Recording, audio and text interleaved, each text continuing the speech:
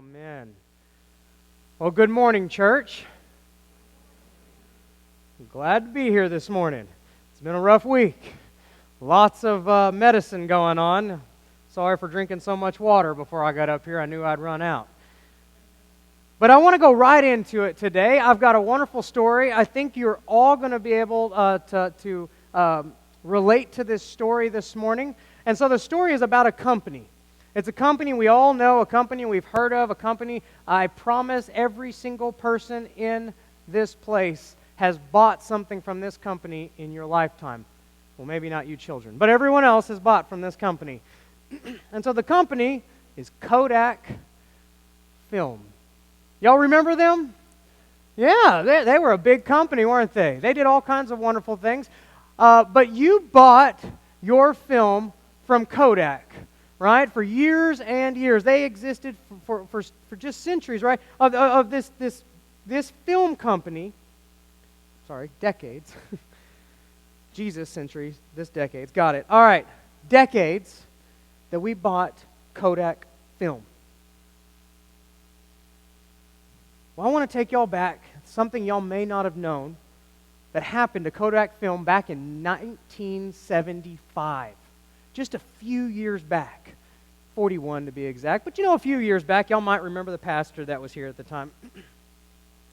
1975, an engineer for Kodak Film by the name of Stephen Sasson came up with this inventive idea that included a cassette tape. Y'all remember these things? They were a nightmare, weren't they, when that tape would get way out here and you'd be trying to put it back together with a pencil? Y'all remember those times? I know. We used to play with them like they were toys when I was a kid. Well, he had this wonderful invention.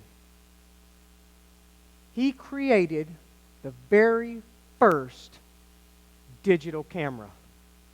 Did y'all know Kodak Film created the very first digital camera in 1975? Y'all want to see it? All right. I brought a picture. Look at the size of that thing. That's bigger than my head. It's about this big. Could you imagine carrying that around taking pictures? Well, I'll tell you what. That camera right there could take a .01 megapixel picture. Took 23 seconds to load it onto this cassette tape. Now, I don't know about you, but by the time it hit 23 seconds, I would have thrown my phone by now. Right?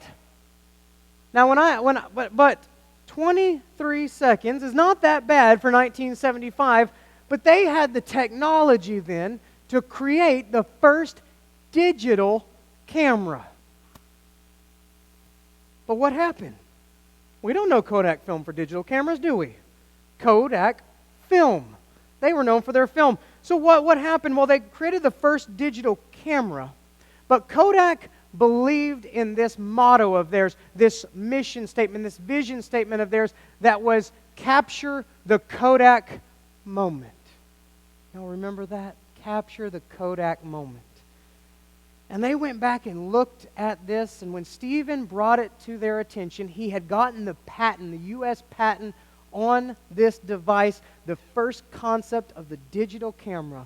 He brings it to their board, he brings it to their CEO, and what do they say? It's not our bread and butter. It's not what we're good at. We want to stick with what we're good at. We are going to stick with film. We're going to stick with chemicals. We're going to stick with what we do best. And so they did. They bypassed the digital camera. That was as far as they went. That big old device that you saw, that was it. 1976, Sony said, you had your chance. And they created the first actual concept of a digital camera that you could take with you. Canon came on the next year. They created a digital camera, and y'all know Canon, they just went everywhere with digital cameras. Y'all have heard of Nikon. They caught on right after that. Digital cameras became a huge hit, and they took a lot of time to perfect, but Kodak had the very first digital camera. But they stuck to film. They said, this is where we're good at. This is what we do well. Well, what happened with film? Eventually, it just kind of wore out, didn't it? You didn't really need film. Who bought film? Who buys film today? Mostly professionals. That's about all you get. Professionals buying film. Other than that, nobody else really buys film anymore. So let's come to 2010. 2010 comes around and Kodak says, you know what? Our stocks have plummeted. We're not worth a dime anymore. What are we going to do? They threw everything out the window. Who cares about capturing the moment? Let's just survive. Right? We've got to do something to survive. So they come up with this idea. We're going to compete in the market. So they try to compete. I think they were 35 years too late. But when they came out to try to compete, they created these little devices. My dad was so excited because my dad's an old gadget guy. He was so excited, he bought me one. I've got one right here from 2010. This is a Kodak Play Sport. It can go in the water. It's waterproof. You can take pictures. Not very good, but it works, right? And all this is going on in 2010, 2011. They come up with this idea, and they're like, people are going to love this. But they were trying to compete with something that already existed. People were already doing this. People were only buying Kodak if they were in love with the name. They were trying to compete with that. That was already in the market. Their stocks, if you're a stockbroker or you have any stocks, in 2010-11, I promise you had some in that. Apple was flourishing during this time, and these guys tried to go up against Apple. They tried to go up against iPhones, and they failed tremendously. Do y'all know what happened in 2012? Kodak filed for bankruptcy. And it was time to say goodbye to an old friend. They're still around. They're still trying to make a comeback in applications. They're still trying to make a comeback in the idea that you're still trying to capture that Kodak moment. But Kodak film forgot who they were. They forgot why they existed. They forgot their purpose, because I'll tell you right now, if I asked everybody in this place to reach in your pocket, into your purse, I promise 99% of you could pull out something that resembled something like this. Maybe it flips, but I remember even flip phones still have a digital camera now attached to them. Kodak was the first to invent that technology, but they didn't hold on to it. What better way than capturing the Kodak moment and then putting it in my pocket to take with me? They had that moment right then. They could have filled that mission statement right then. But they didn't feel comfortable. They had forgotten why they existed. And so today, we're going to go look and see why we exist. We're going to go into the Gospel of John, and we're going to hear from Jesus. I want to invite all of you to stand with me as we show our respects for this Gospel reading. And we're going to find ourselves in the Gospel of John, chapter 13, and we're going to go right to verse 31, and we're going to sail through 38. Hear now the words of the Lord. When he had gone out, Jesus said, "Now the Son of Man has been glorified, and God has been glorified in him. If God has been glorified in him, God will also glorify him in himself, and will glorify him at once. Little children, I am with you only a little longer. You will look for me, and as I said to the Jews, so now I say to you, where I am going, you cannot come. I give you a new commandment, that you love one another. Just as I have loved you, you also should love one another. By this, everyone will know that you are my disciples if you have love for one another." And then Simon Peter said to him, "Lord, where are you going?" And Jesus answered, "Where I am going, you cannot follow me, but you will follow me afterward." Peter said to him, "Lord, why can I not follow you now? I will lay down my life for you." And Jesus answered, "Will you lay down your life for me? Very truly, I tell you, before the cock crows, you will have denied me 3 times." My friends, this is the word of God for us, the people of God. Thanks be to God. Please be seated.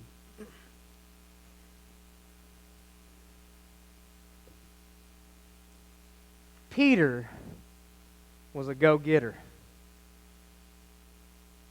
Peter was the guy that we saw in the Bible, that we saw throughout Scripture, that when Jesus said jump, Peter jumped, right? When Jesus said, "Peter, get out of the boat and follow me," what happens? He got out of the boat and followed him. When Jesus said, "Peter, get out and walk on water," he walked on water.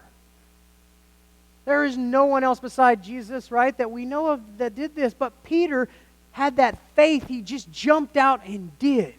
Peter was go, go, go.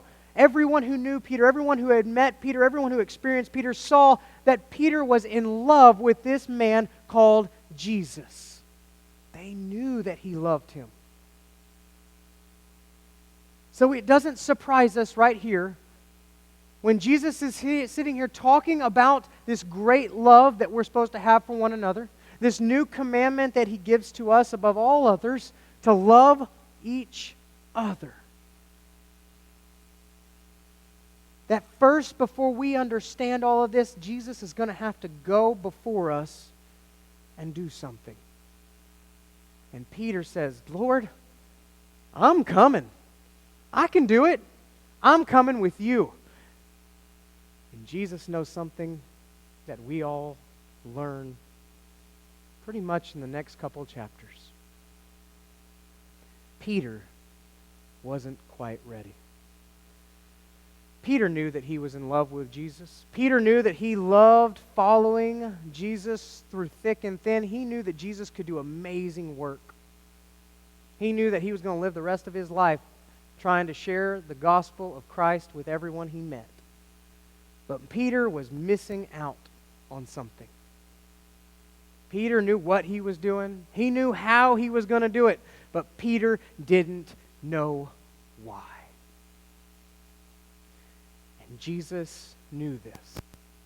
And he looked at Peter and he just had to be honest and said, "You are not there yet. I mean, even by the morning, you're going to deny me 3 times. And we take that sometimes as this harsh reality, but it's true. Peter didn't know why he was going to lay down his life for Christ, which we know later on he does. Peter didn't know why Jesus walked the earth. Peter didn't know why Jesus was going to have to go before him. When we look back at Kodak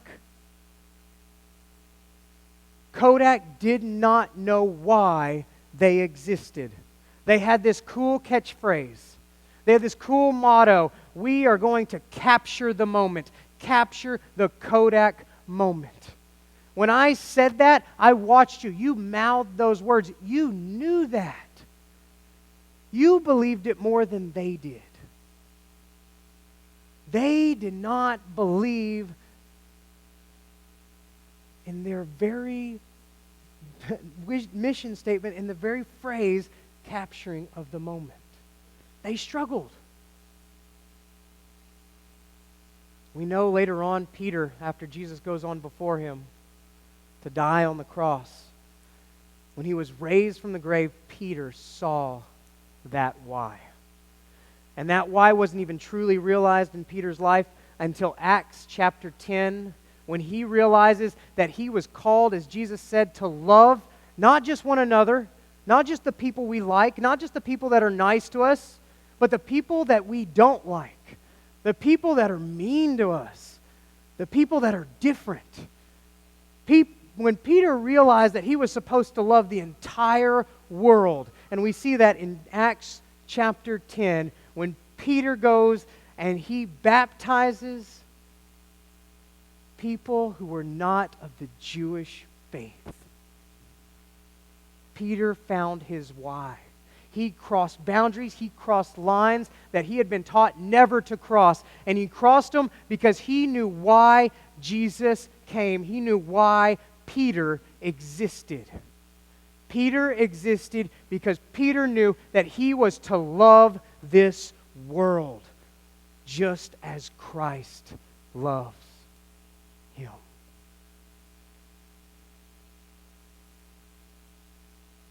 So we go back again. Why does the church exist? Why does our church exist?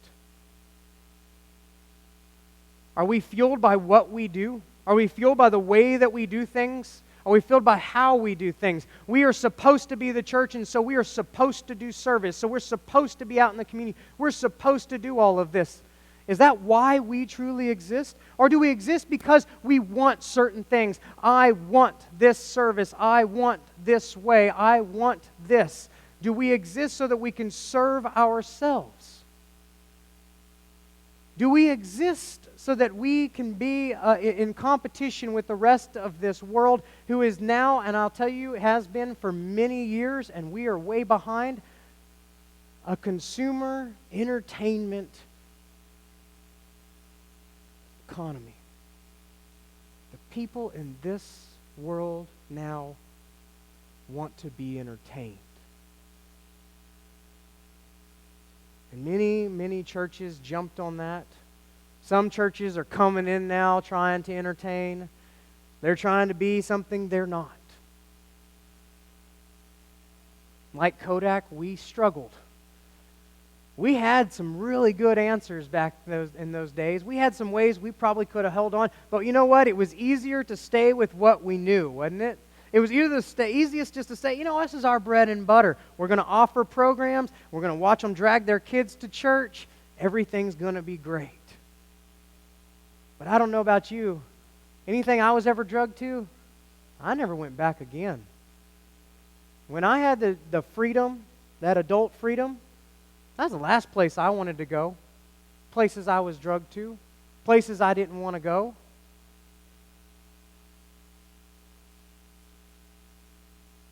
Did we forget why we existed? Have we forgotten our why?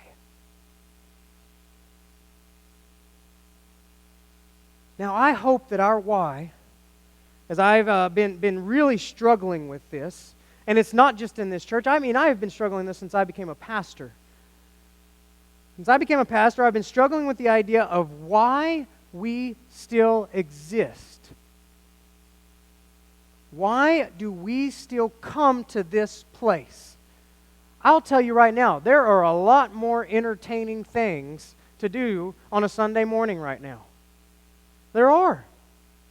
I mean, you hear one sermon that goes 20, 30 minutes long. I ain't going back to that church. That guy can talk forever. Right?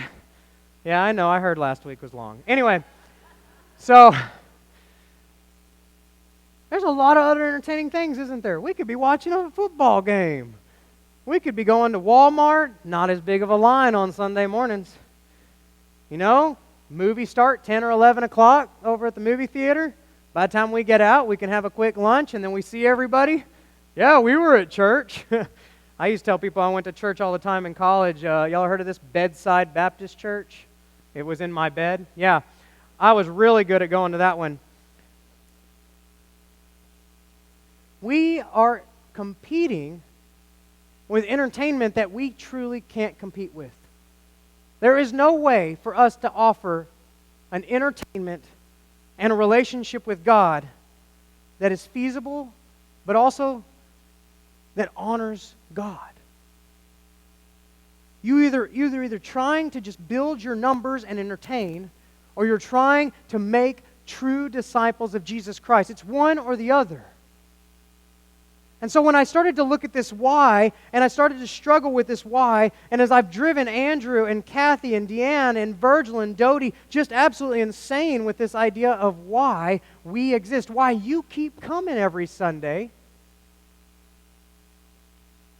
it started to develop a little bit. I saw our vision that we wrote. And I said, this is a church that really believes in the idea of family. And now sometimes our families are not always the same as what we might see at home or on TV. Our families may be a bunch of people who have lost loved ones, and they hold on to each other. Our families don't all look exactly the same. A mother, a father, a boy, a girl. I have 3 girls, or about to have 3. That doesn't look like TV. That looks like a nightmare I had.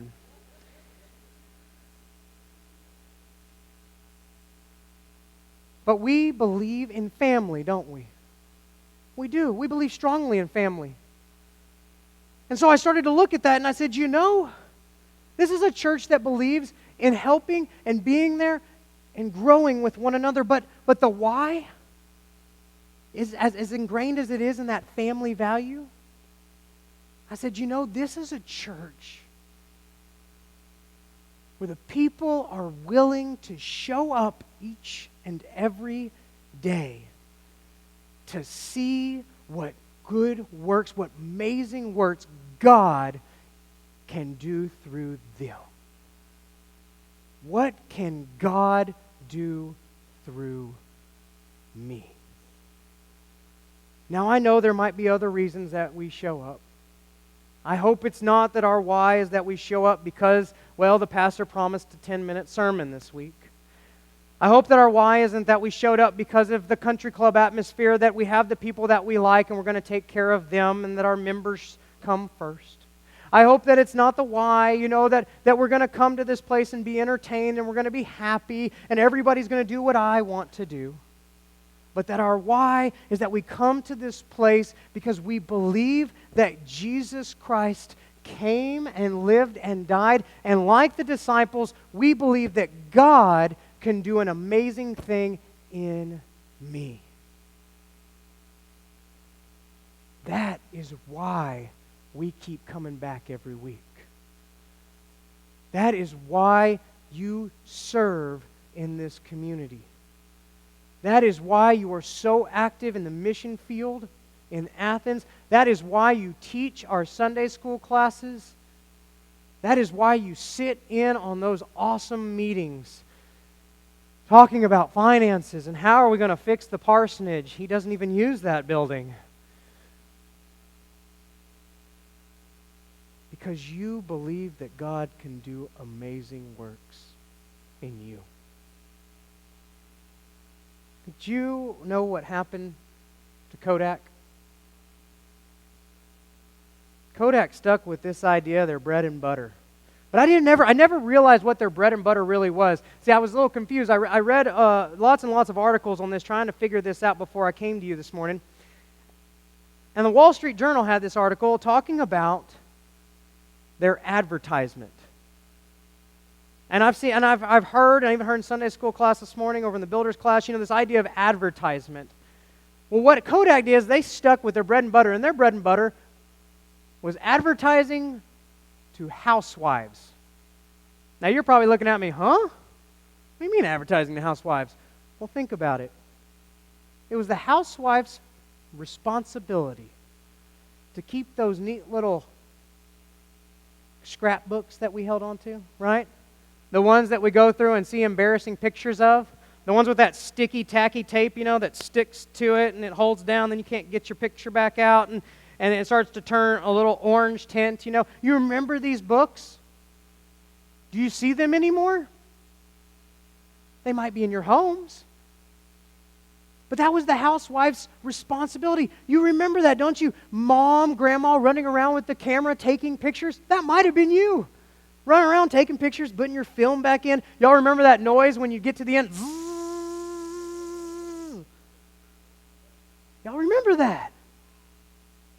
Well, Kodak said, you know what? We're just going to stick with that. It's working for us. And they did. And they stuck with it, and they stuck with it, and they stuck with it, and they forgot about the men. And this new idea came out in 1975. And what do men love? Gadgets. We love gadgets. It is our bread and butter. Even Andrew loves gadgets as much as he'll tell you he doesn't. He loves them. He's got his own gadgets. They're foreign to me, but they're gadgets. You all have your gadgets, your tools, your things that you love, and you love to tinker with and to mess with these gadgets. And what is a digital camera in the hands of a man? It's a gadget. And what did they start doing with these gadgets? They started making them indestructible, right? You could take them all different kinds of places. You could take them swimming, right? You could drop them off the Grand Canyon, and they won't break. So what does a man want to do? He wants to drop it off the Grand Canyon and see if it's going to break. And he did. And they missed out on that whole field, that whole area. They missed out on it because they forgot who they were. The church, we missed out. We did. We missed out on an entire generation, guys. Because we were going to stick with what worked, what was going well for us. And we're not seeing them dragging their kids kicking and screaming into church anymore. There is a new world ahead of us. And we are not prepared. We are not prepared to take on technology. We are not prepared to take on this consumerism of entertainment. But we are prepared to offer something that I think has been missing from all of our churches for years. And that is the passion that is driven by the why, the idea that God can do amazing things, not just through me and you, but through everyone in this entire world. And we can share that love with those people. We can share that passion with those people, just like Paul, just like Peter. And we can transform this community. We can transform this church. Just like our mission statement says, we can make disciples of Jesus Christ and transform this world. We've got to believe that why is what brings us here every day. We've got to hold on to that why, and we've got to allow that why to be the fuel for what we do. And don't allow what the world expects of us, what everyone else expects of us, to be the fuel for why we exist. We have got to hold on to that why, take it into the world, and change this world and share with this world that we love them just as Christ loved them, and that God can do an amazing work in them. And if we can believe in that, if we can hold on to that why, we can move on like Kodak was unable to.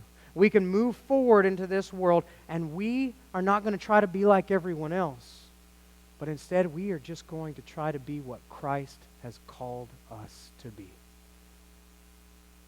A people that are in love with this world, in love with the people of this world, and a people that know that Christ can do an amazing work in them.